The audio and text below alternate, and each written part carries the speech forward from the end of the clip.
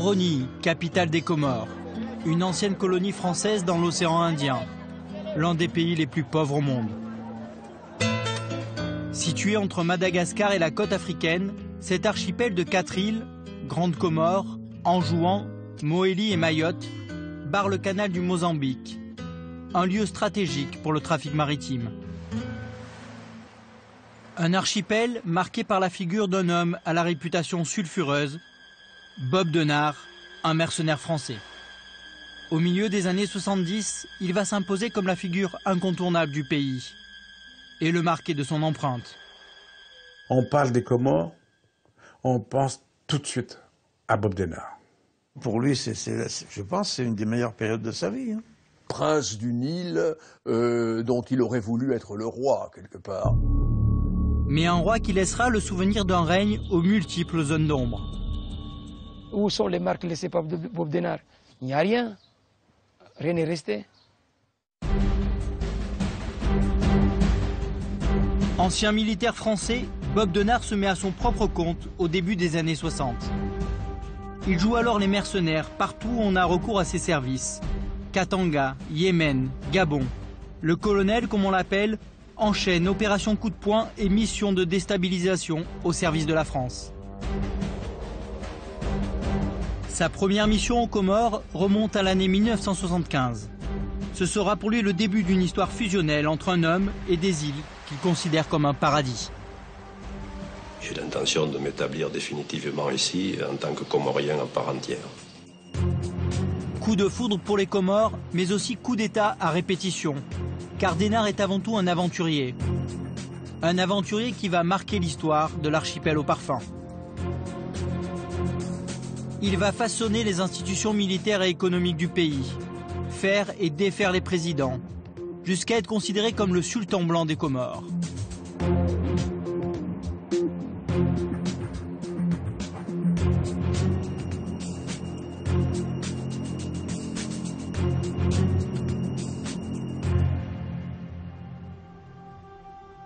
Nous sommes en 1974. Depuis 2 ans, les Comores négocient avec la France leur indépendance. Entre Olivier Stirn, secrétaire d'État au Dom-Tom, chargé du dossier, et Ahmed Abdallah, qui dirige les Comores, les discussions sont houleuses. Vers la fin de l'année, un référendum est organisé. 3 îles se prononcent pour leur autonomie. Mais avant même que les votes ne soient validés par Paris, le président Abdallah proclame l'indépendance de l'archipel. Pour la France, cette proclamation soudaine, décidée par Abdallah, est un véritable camouflet. L'indépendance aux Comores a été perçue par les autorités françaises comme étant une gifle. Et il fallait un petit peu corriger ce petit peuple, ce petit pays qui s'est permis de braver la grande France. Seulement voilà, Mayotte est la seule à avoir voté contre l'indépendance. Elle veut rester française. Mais pour Ahmed Abdallah, cette île est comorienne et doit le rester. Une prise de position qui ne plaît pas à la France. Curieusement, 1 mois après l'indépendance, Ahmed Abdallah est renversé. L'auteur du coup d'État est un certain Ali Swahili. Il a 38 ans. C'est un jeune progressiste, un électron libre qui n'était pas apparu jusque-là dans le jeu politique comorien. Sa vision de l'archipel se résume à un slogan: révolution et réforme agraire. Vive les Comores libres et unis et vive la révolution! La révolution culturelle de Swahili est en marche. Une société nouvelle doit émerger. Mais pour asseoir son pouvoir, il doit évincer définitivement le président Abdallah, qui a trouvé refuge dans son fief de l'île d'Anjouan. Pour cela, il a besoin d'un allié. La solution va venir d'Yves Lebray, le fondateur de la compagnie Air Comores. C'est un proche de Swahili. Lebray s'engage à trouver les hommes de main pour se débarrasser d'Abdallah. Et pour cela, il se rend à Genève, en Suisse. L'intermédiaire qui va permettre de trouver des affreux qui n'ont pas froid aux yeux, c'est un certain George Starkman, un marchand d'armes qui a baroudé partout en Afrique. Il connaît bien Denard. Je rencontre un ami qui était directeur de la banque de dépôt. Et on parle, on échange quelques mots, et il me dit « Ah, j'ai des problèmes avec un de mes clients qui est aux Comores, monsieur Lebray, Yves Lebray. qui a la compagnie aérienne des Comores. Est-ce qu'il y a, on ne peut pas trouver une solution? Quelle solution? Il n'y a pas, oui, il faudrait quelqu'un qui puisse là-bas venir mettre de l'ordre. Je dis, moi, je sais pas, moi j'ai un copain, je vais lui en parler, en pensant à Denard. J'ai parlé à Denard, ça l'intéressait parce qu'il n'avait rien à faire à l'époque. Ils se sont mis d'accord. Lebray a mis à disposition un peu d'argent et Denard a monté son opération, qui était une opération minimum. Quand le colonel Denard s'envole pour les Comores, il embarque 300 fusils automatiques qu'il décharge dans l'aéroport de Moroni, surveillé par la gendarmerie mobile française qui ferme les yeux. Sur place, Denard recrute 200 Comoriens fidèles à Swahili. Avec 7 de ses hommes venus le rejoindre, ils entraînent une troupe débraillée et disparate. Une véritable cour des miracles, dira Denard.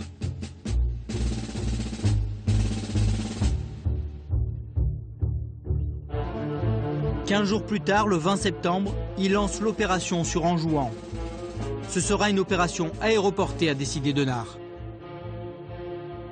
Comme Lebray avait des avions, ici, il avait la compagnie aérienne des Comores. Ils ont débarqué en juin, ils ont enlevé Abdallah. En quelques heures, Denard et ses hommes se rendent maîtres de l'île d'Anjouan. L'opération est une réussite. Abdallah est fait prisonnier, il s'exile en France. Denard découvre alors les charmes d'Anjouan. Il entrevoit déjà les possibilités offertes par les Comores, lui qui rêve depuis toujours d'une base arrière.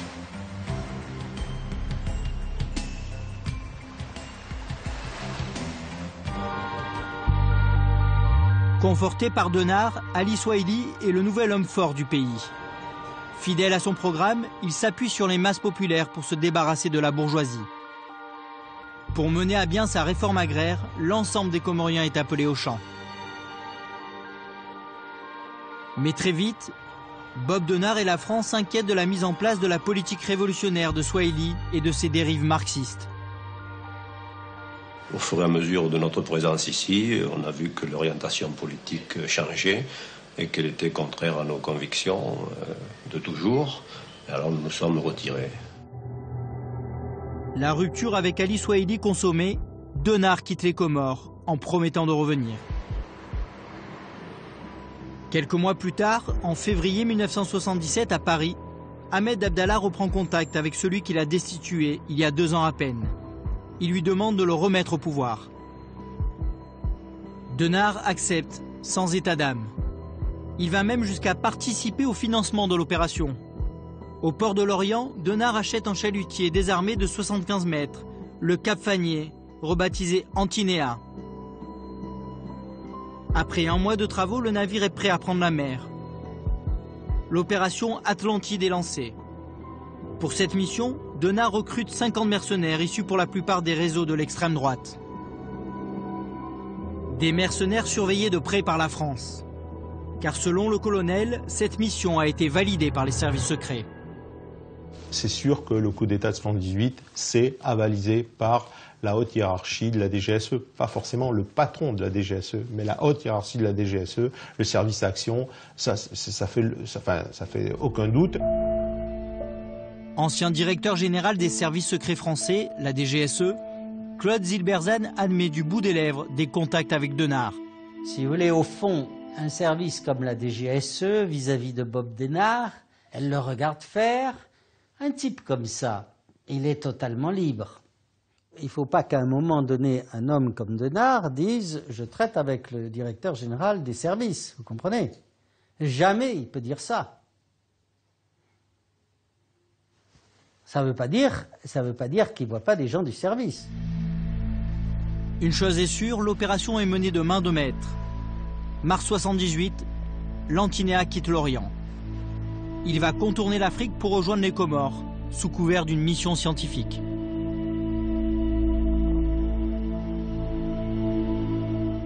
Nous avions créé une société d'offshore. On a créé une société offshore de recherche sismique et géophysique. Et nous devions aller en terre de feu. C'est une opération que nous avons faite en partant de l'Orient avec 50 hommes pour être passés aux Canaries Au lieu de tourner à droite, on a tourné à gauche. Et nous avons doublé le cap de Bonne-Espérance pour arriver aux Comores le matin du 13 mai. Après 23 jours de mer, Moroni est en vue. L'objectif, la plage d'Itsandra. L'opération est lancée dans la nuit du 13 mai. Bob Denard est à la manœuvre. À bord de pneumatiques, les commandos débarquent. 50 hommes armés investissent la ville. Nous avons réussi, en 4 heures de temps, nous avons rendu maître de la capitale et fait prisonnier le président, fait prisonnier tout le monde. Ali Swahili, celui que Denard avait aidé à mettre en place, sera tué quelques semaines plus tard, lors d'une tentative d'évasion. Certains y voient la main du colonel. Le chapitre révolutionnaire se referme sur les Comores. Swahili laisse un pays exsangue, ruiné et isolé sur la scène internationale. Tout est à reconstruire. Il faut repartir de zéro.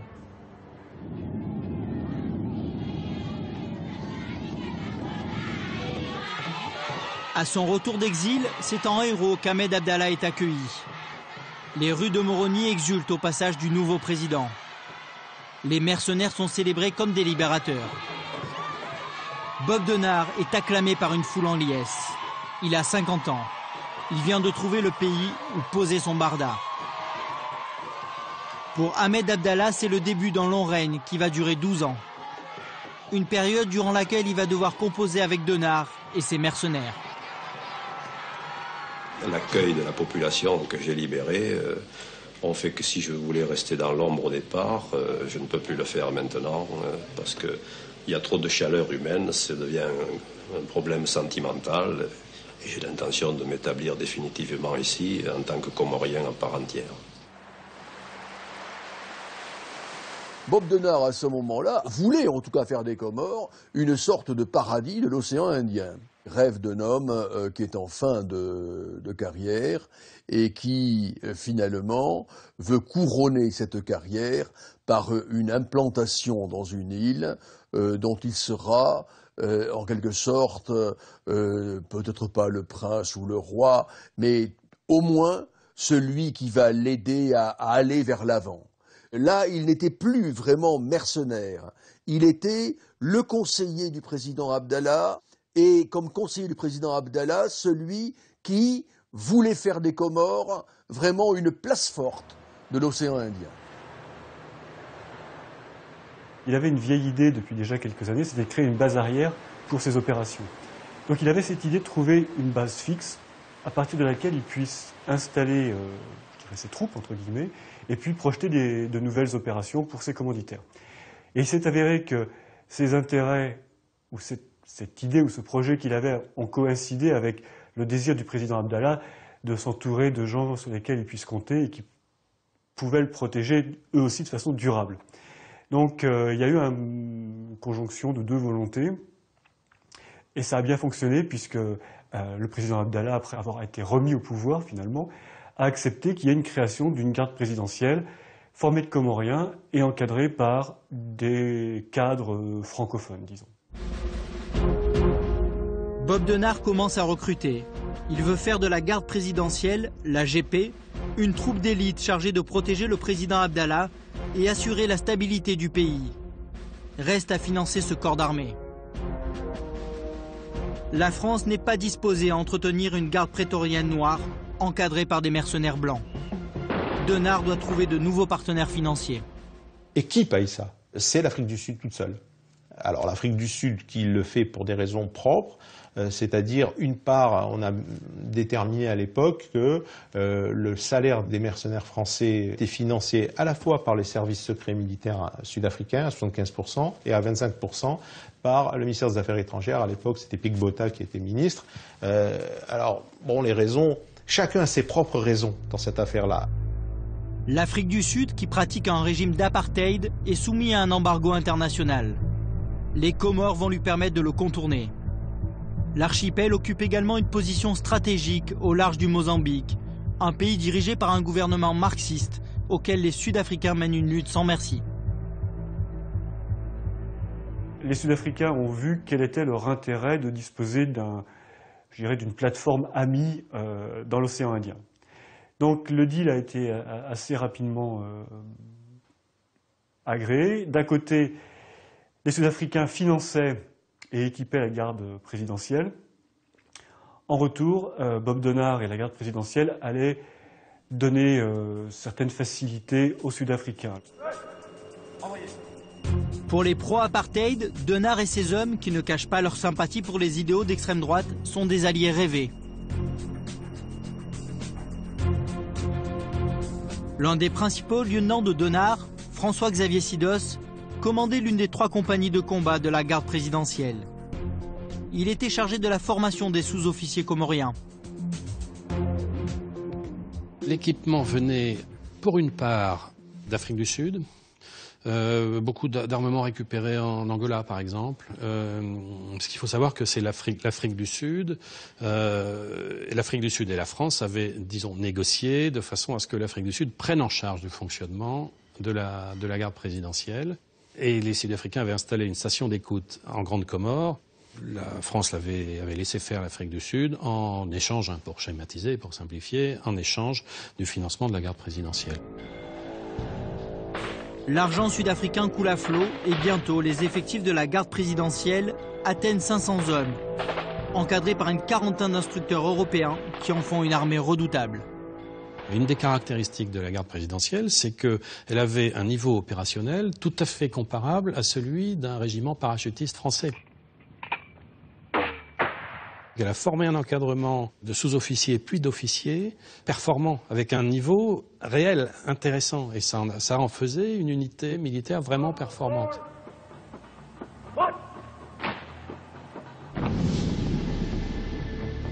Ibrahim Papa a fait partie de ces sous-officiers comoriens formés par Denard. Chef de groupe au sein de la première compagnie, il a passé 20 ans au sein de la garde présidentielle. Il a très bien connu Bob Denard et ses adjoints. C'est les 3 chefs.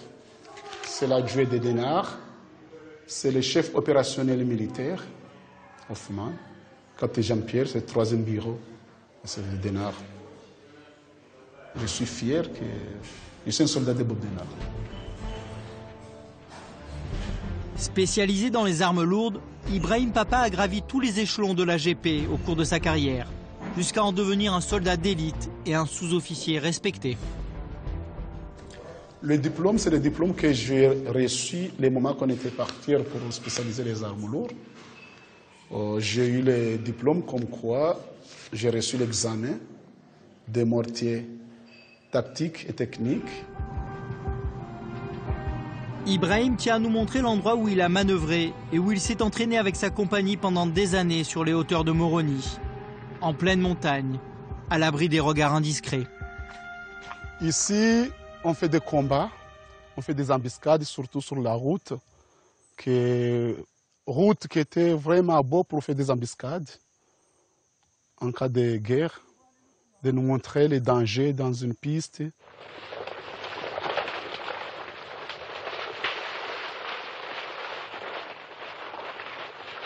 Ça m'appelle beaucoup de choses. Et je pense les moments qu'on était ici pour faire le combat, pour faire les manœuvres, pour cacher et tout. Là. Ça me donne beaucoup de souvenirs.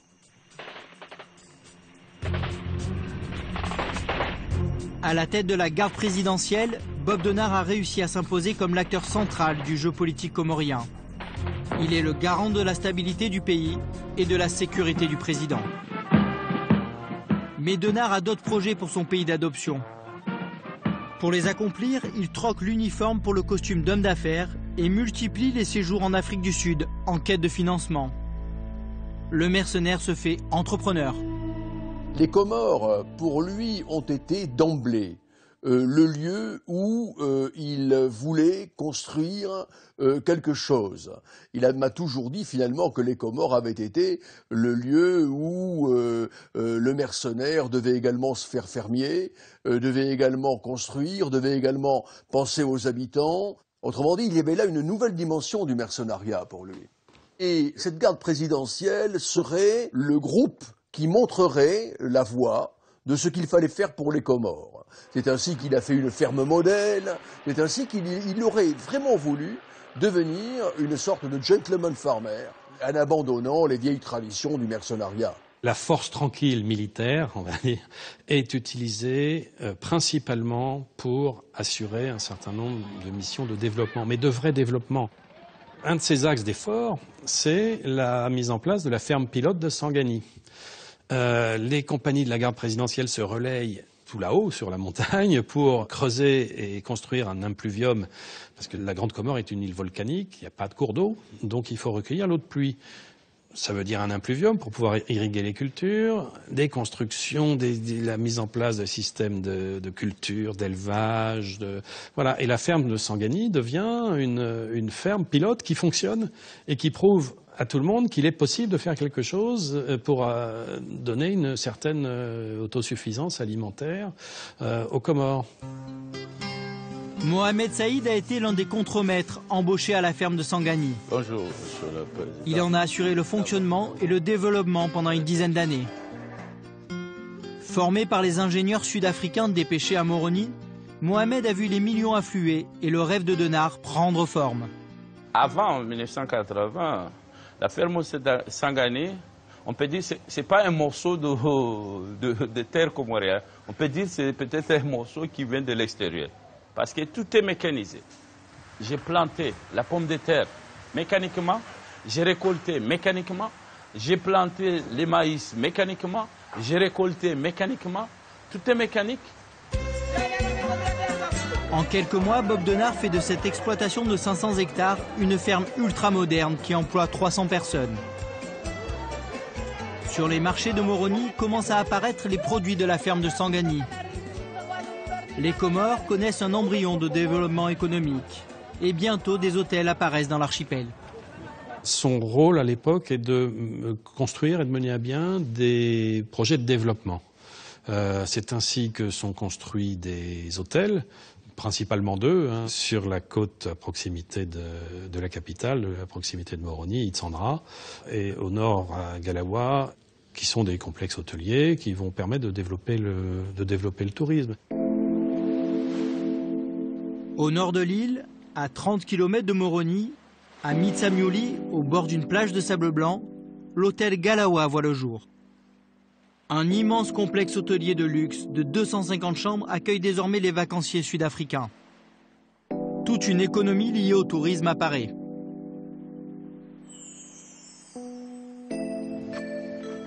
Nixon est l'un des guides de l'hôtel.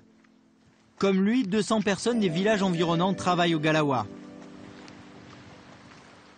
En face de l'hôtel, la maison de Denard, l'une des mieux situées de la région, avec une vue imprenable sur les plages du Galawa. C'est à cause de Bob Denard qu'il avait l'hôtel Galawa. Lui, quand il venait ici, peut-être il a vu comme les plages étaient désertes et tout, il n'y avait rien. Il a inspiré que bon, il fallait que je construise quelque chose, que je fasse quelque chose à cette plage. Il ne restait pas toute vide. Et c'est là qu'il a eu les idées de venir construire le Galawa.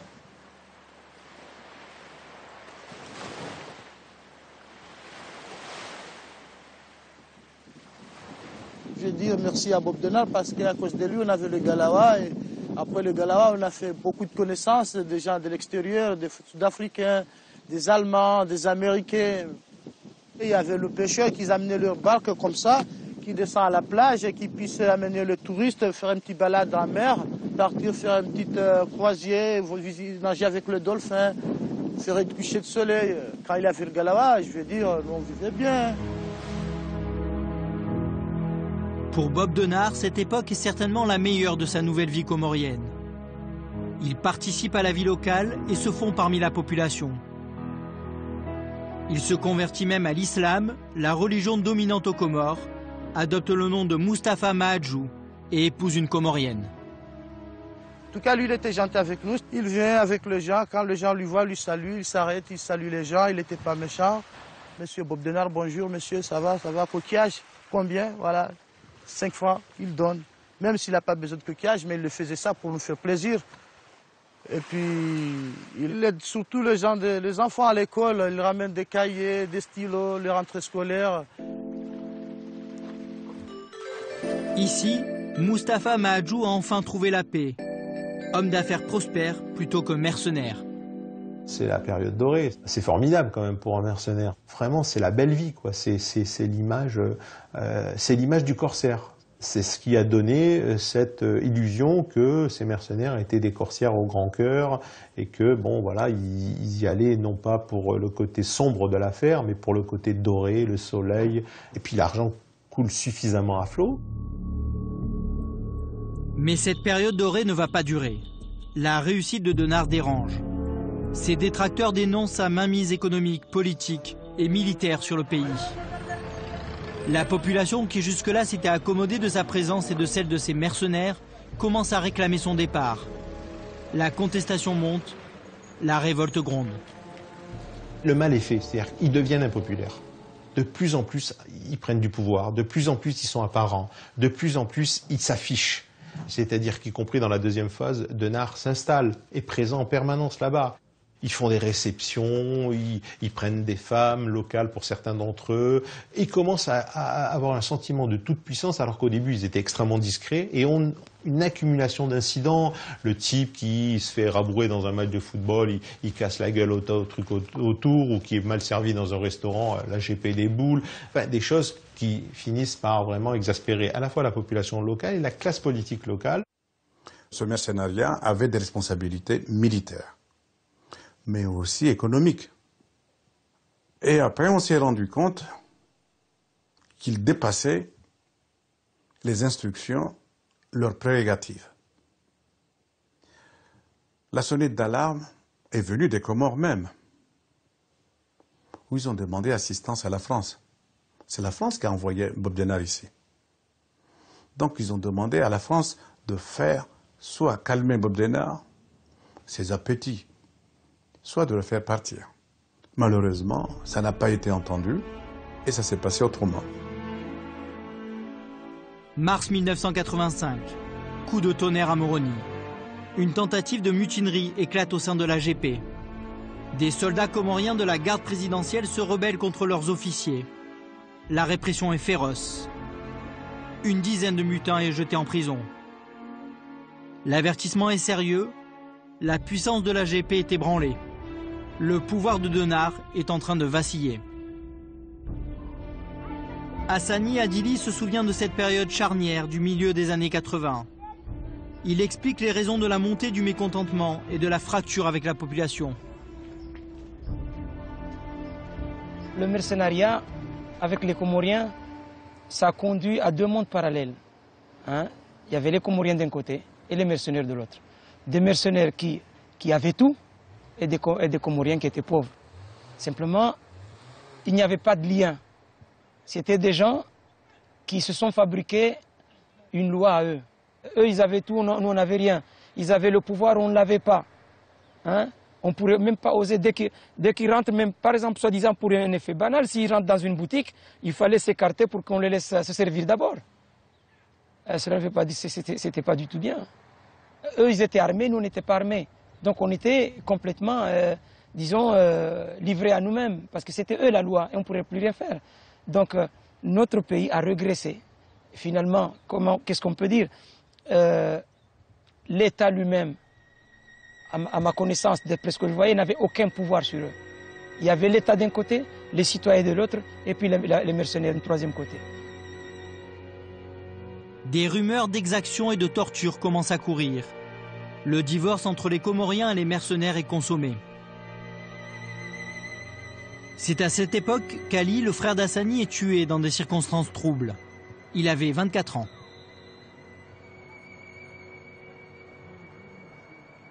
Un petit frère qu'on a perdu brusquement, brutalement et brusquement, parce qu'il a dû être chopé par les mercenaires. C'était vraiment un lynchage, parce que c'était pas, je dirais même pas, ils se sont affolés sur le corps de mon petit frère. Ils l'ont criblé des balles de la tête aux pieds, mais simplement pas ça, mais avec des traces de, vraiment des traces de torture. Mon vrai problème, c'est quoi? C'est que jusqu'à maintenant, je n'ai pas fait le deuil. Parce que comment aurais-je pu faire le deuil dans un pays où des actes abominables comme ça ont été perpétrés et que même le pays n'a même pas jugé? Je vis avec des gens qui m'ont fait du mal,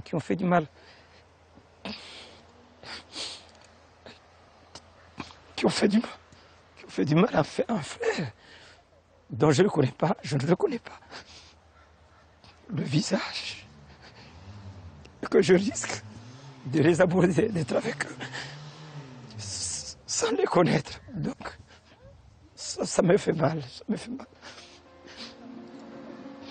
À Moroni, les témoignages comme celui d'Hassani se multiplient.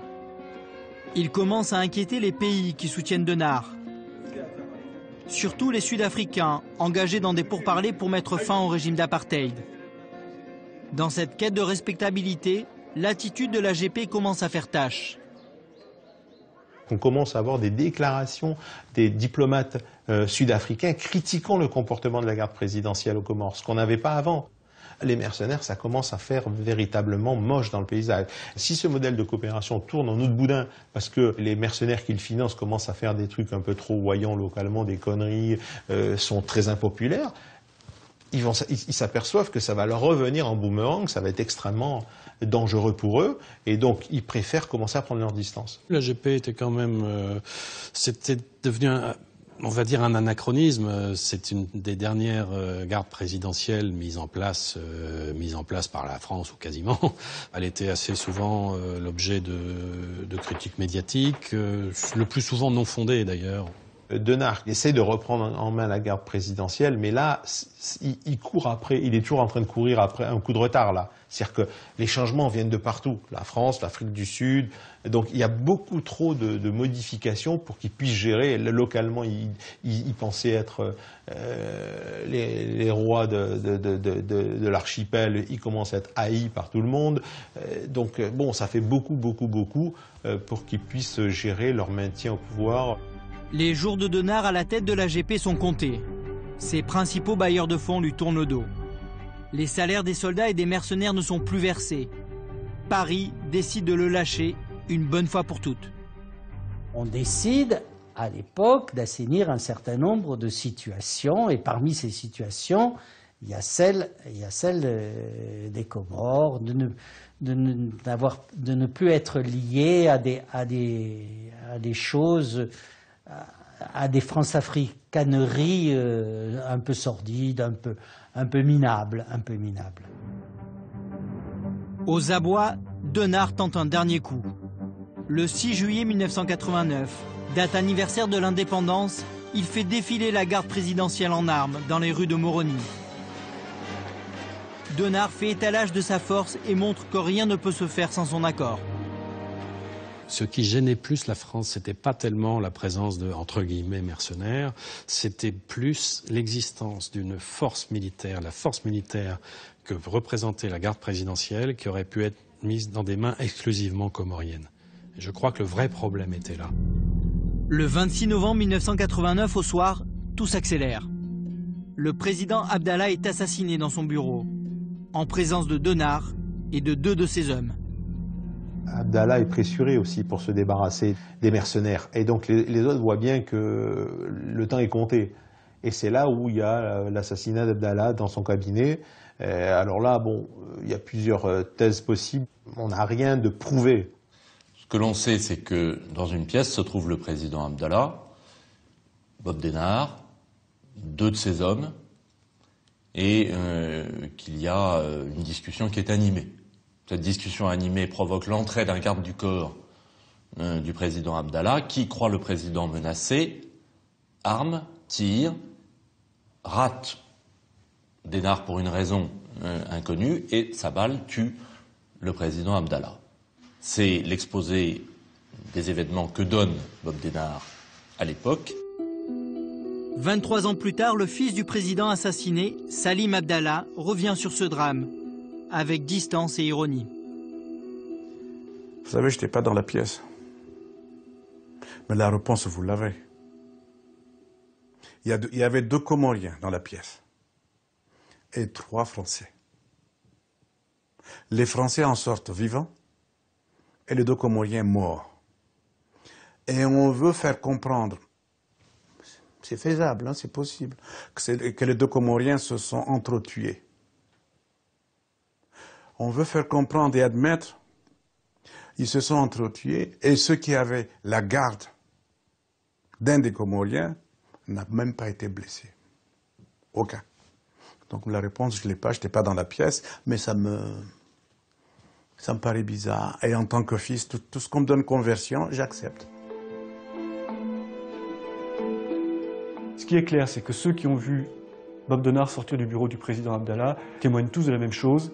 Il était absolument hors de lui et il savait qu'il venait de perdre, je dirais, la clé de son maintien aux Comores. Coupable ou pas, mystère. Mais une chose est sûre, à Moroni, les dés sont jetés. Le départ de Bob Denard est désormais inéluctable. D'autant que la population comorienne manifeste désormais ouvertement son hostilité. La France et la République sud-africaine s'accordent sur un point. Il est temps de mettre un terme au règne de Denard sur les Comores. Michel Rocard, alors Premier ministre, prend personnellement les choses en main. Nous saisissons nos services spéciaux. Je saisis les services spéciaux pour voir ce qu'on peut faire avec cette bande d'énervés mercenaires qui voulaient contrôler un petit État pour avoir une base probablement mafieuse ou d'exportation de mercenaires ailleurs, enfin je n'en sais rien. Je n'ai plus entendu parler de rien, ce qui veut dire que les services spéciaux ont superbement travaillé. On est d'accord avec les RSA pour dire que le temps de M. Denard là-bas est terminé. Et donc, voilà, on négocie avec M. Denard son départ honorable.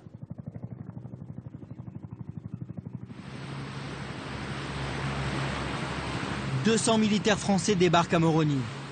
Denard négocie son départ et accepte son exfiltration en Afrique du Sud. L'important, c'est qu'il n'y a pas eu d'effusion de sang.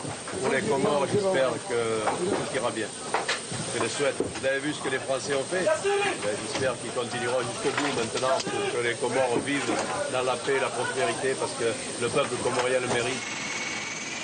Le 15 décembre 1989, sous la pression des militaires français, Bob Denard quitte les Comores pour Pretoria. Bob Denard fut exfiltré sans que personne n'y voie rien dans le monde entier. C'est un très très gros succès. Et nous avons ramené les Comores, grâce à cette opération de la DGSE, admirable, à une situation de paix civile locale. La parenthèse de Denard se referme. Elle aura duré 12 ans. À Moroni, le calme est revenu.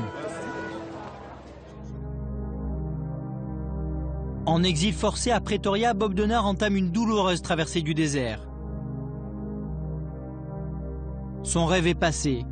Il rumine sa mauvaise fortune comorienne à ses rares visiteurs.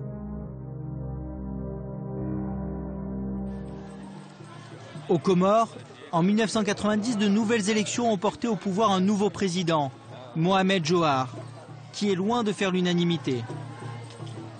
Une tentative de coup d'État avorte 2 ans plus tard.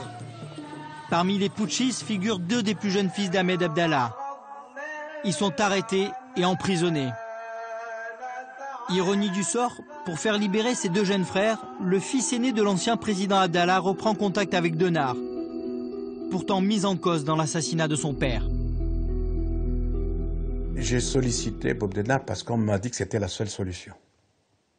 Je n'ai pas sollicité Bob Denard comme ça, parce que il y avait ce problème de conscience, la mémoire de notre père déjà décédé, et ceux qui étaient en prison, en souffrance, où il était possible de les sauver. Il y avait un choix à faire. Bob Denard estime avoir une dette morale vis-à-vis de Madame Abdallah, vis-à-vis des enfants Abdallah, et a promis à Madame Abdallah de libérer ses fils. Et Bob Denard, c'est un homme qui tient parole. C'est un affectif.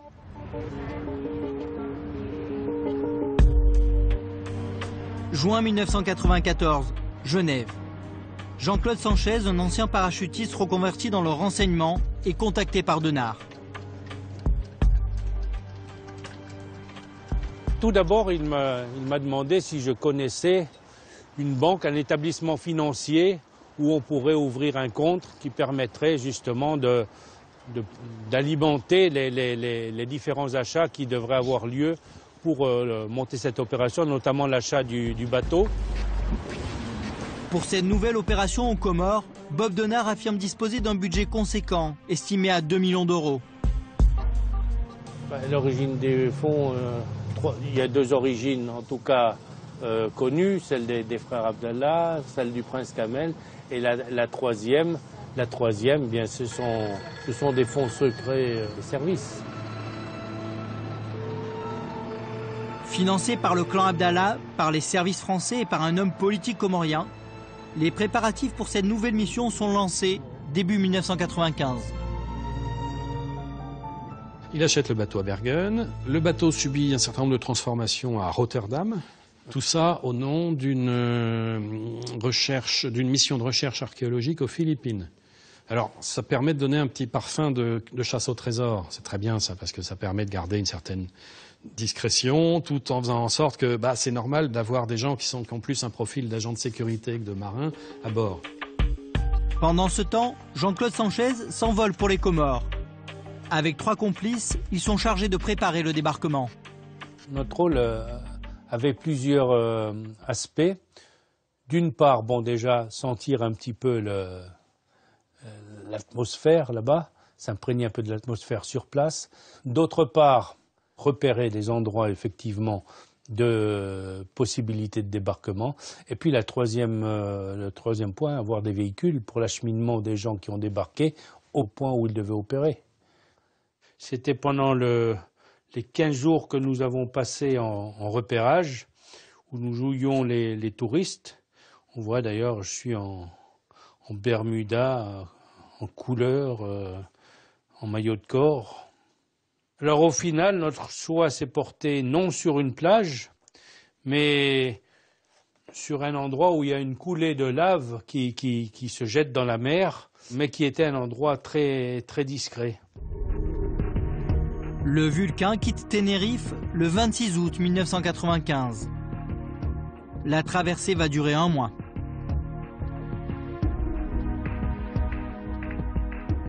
Arrivé avant le Cap, par le travers de Windhoek, qui est la capitale namibienne, le bateau, qui n'est pas très très loin des côtes, est survolé par un avion de patrouille maritime sud-africain. Très basse altitude, battement d'ailes. Ah, vous êtes là, c'est normal, bonjour, au revoir. Donc, si vous voulez, ça nous donne quand même la certitude que cette opération, elle est connue du monde entier, enfin au moins des gens qui doivent la connaître, et qu'il n'y a pas de problème.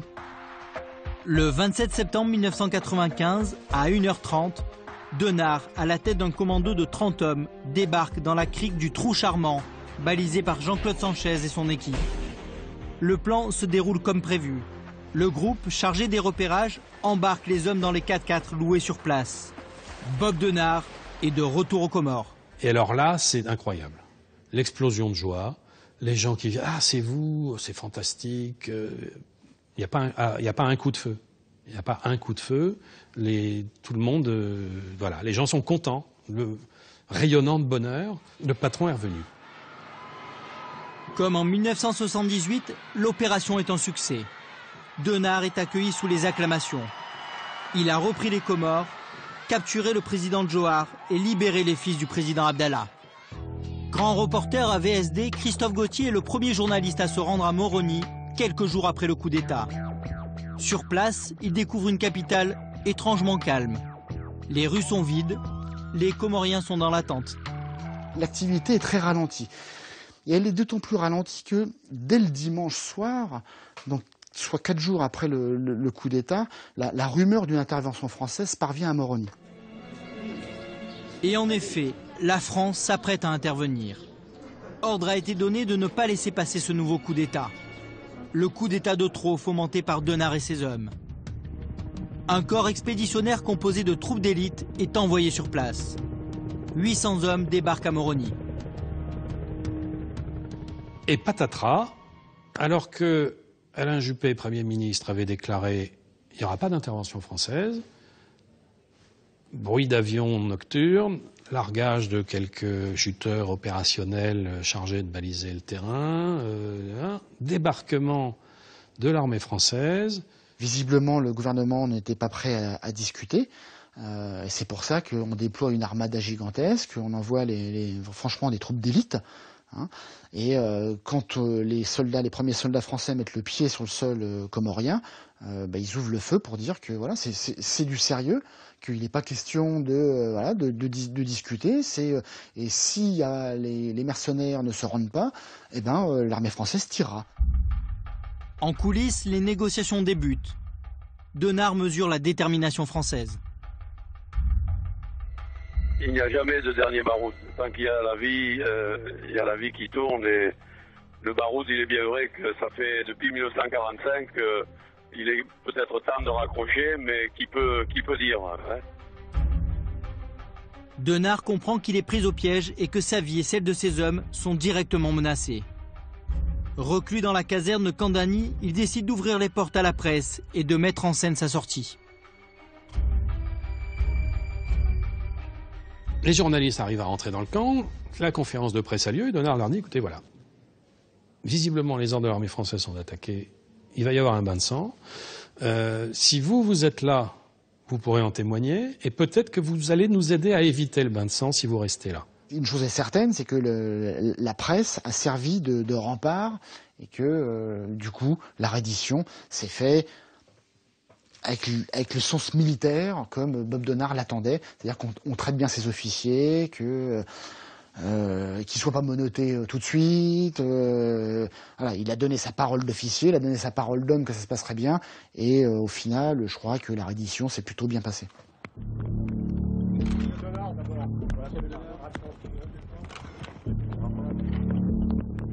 Devant les caméras du monde entier, le vieux baroudeur de 66 ans tire sa révérence et se rend aux hommes du GIGN. Vaincu par la raison d'État. Le colonel mourra 10 ans plus tard, sans revoir les Comores. Ça ne s'est pas passé comme il l'aurait souhaité. Il a certainement vécu ça comme un drame. Pour lui, c'était un drame, puisqu'il a été emprisonné derrière. Et c'est dommage. C'est dommage, je crois que les autorités françaises ont manqué d'élégance vis-à-vis de Bob Denard, qui les a tant servis pendant des années.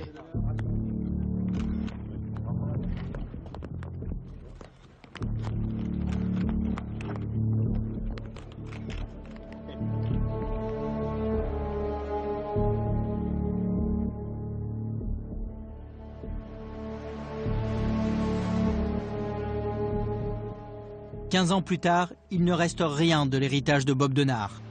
L'immense complexe hôtelier de Mitsamiouli a disparu, comme rayé de la carte. Dans les jardins de ce qui était le Galawa, les chèvres et les zébus ont remplacé les riches touristes sud-africains. Nixon, l'ancien guide touristique, a connu les années fastes de l'hôtel. Comme quelques Comoriens privilégiés, il a profité de la manne financière apportée par Bob Denard. Une époque à jamais révolue.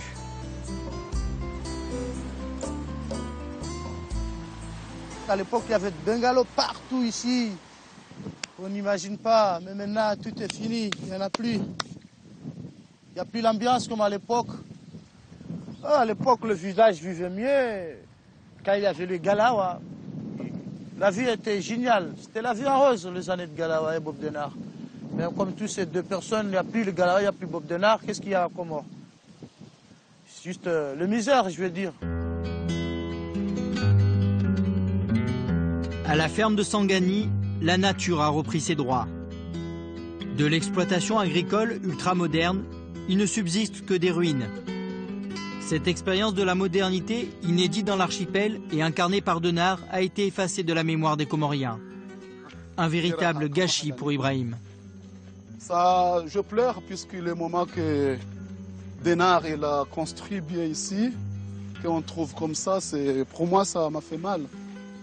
Parce que normalement on doit garder pour nous. Ça ne va pas du tout.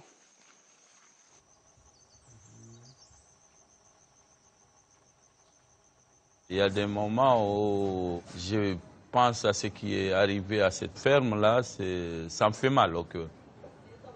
Denard, laissons le côté mercenaire, mais voyons les choses positives qu'il a essayé de créer dans ce pays. Bob a voulu bâtir ce pays, mais malheureusement, tout est parti en fumée. Pour tous les autres, tous les oubliés du mirage économique de Bob Denard, la période mercenaire reste une expérience douloureuse, durant laquelle on les a dépossédés de leur histoire. Denard et les mercenaires, est-ce qu'ils sont encore dans la tête des Comoriens? Je pense que oui. Je pense que cela relève du traumatisme colonial. Aujourd'hui, on parle de néocolonialisme. Je crois que ça n'a pas tellement changé pour nous, on s'est enfoncé un peu plus. Donc je crois que l'expérience du mercenariat aux Comores nous a paradoxalement construit une façon de vivre. Hassani, lui, ne reverra jamais son frère. Et il réfute l'idée selon laquelle Bob Denard a permis aux Comores de sortir de son sous-développement chronique. Vous pourrez trouver quelqu'un facilement dire le mercenariat, oui, ça m'a apporté ceci. Mais ce n'est pas la majorité, alors que dans un pays, il faut juger en fonction de la majorité. Bob Denard, s'il a fait des choses de bien, c'est peut-être pour lui. Mais en tout cas, pas pour la population comorienne, parce que nous, on ne sait pas. Je ne suis pas sûr actuellement de pouvoir vous présenter quoi que ce soit qui a été fait par Bob Denard. Y a-t-il un endroit vraiment qui ressemble à un autre endroit dans le monde? On est tout le temps dans le système de pauvreté. Où sont les marques laissées par Bob Denard? Il n'y a rien. Rien n'est resté.